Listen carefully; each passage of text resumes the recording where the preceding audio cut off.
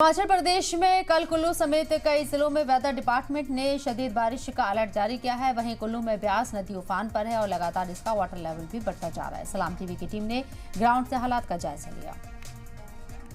हिमाचल के मनाला में इस बाढ़ ने किस कदर तबाही मचाई है उसका अंदाज़ा आप इस बात से लगा सकते हैं कि ये पानी का जो बहाव आप देख रहे हैं, मैं कोशिश कर रहा हूँ थोड़ा सा नीचे जा पाऊँ अगर, क्योंकि यहाँ के जो हालात हैं वो ऐसे बिल्कुल भी नहीं है कि यहाँ पर आम इंसान पहुँच पाए।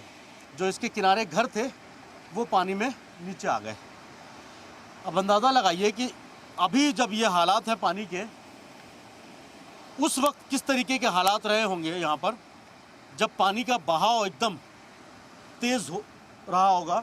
और जहाँ मैं मौजूद, ये पेड़ वगैरह आप जब देख रहे हैं, ये सब पानी के बहाव से यहाँ, और ये बड़े बड़े पेड़ जो आप देख रहे हैं, ये इसी पानी से बह कर नीचे पहुँचे हैं।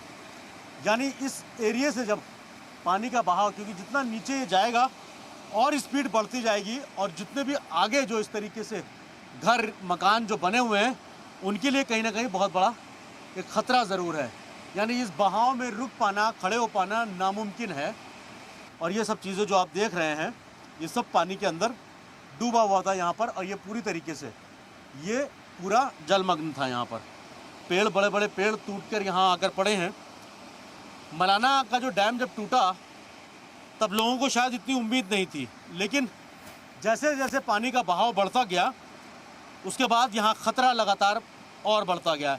हालांकि इस जगह को पूरी तरीके से एविक्यूएट कर दिया गया है, खाली करा दिया गया है। यहाँ से प्रशासन ने, एसडीआरएफ की टीम, एनडीआरएफ की टीम यहाँ लगी हुई थी, और यहाँ जो है आकर सारे जो घर थे किनारे, जो घर कुछ गिर भी गए इसके अंदर, वो उनको सबको रेस्क्यू किया है। 2 से 3 दिन यहाँ पर लगे रेस्क्यू करने के लिए उन सभी लोगों को, क्योंकि एसडीआरएफ के सामने चुनौती इस बात की थी कि पानी का बहाव जो है वो बहुत ज़्यादा था, जिसकी वजह से 2 दिन यहाँ पर इन लोगों को रेस्क्यू करने में लगे। वीडियो जर्नलिस्ट महबूब खान के साथ सैयद मुबशिर, सलाम टीवी, मनाला, हिमाचल।